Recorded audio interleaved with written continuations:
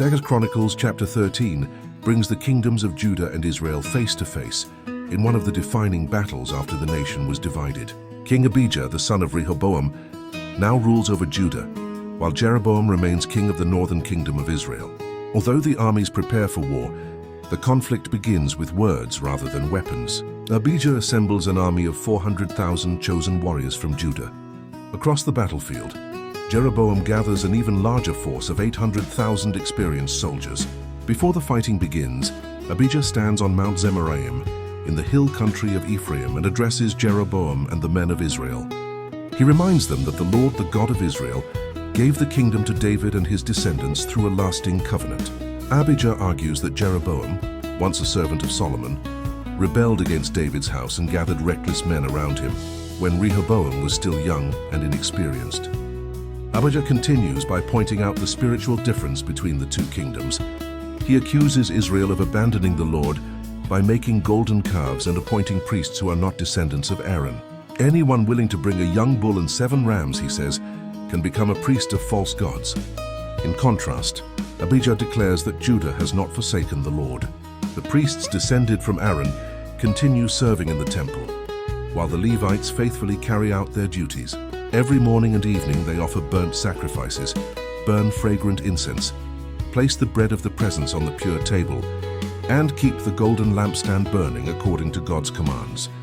Judah, Abijah says, has remained committed to the worship established by the Lord. He then warns Jeroboam not to fight against the God of their ancestors, declaring that God himself is with Judah.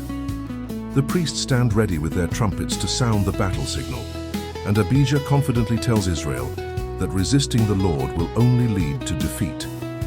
While Abijah is speaking, however, Jeroboam secretly sends part of his army behind Judah. Soon the soldiers of Judah realize they are surrounded, with enemies both in front of them and behind them. Facing what appears to be certain defeat, the people of Judah do not surrender.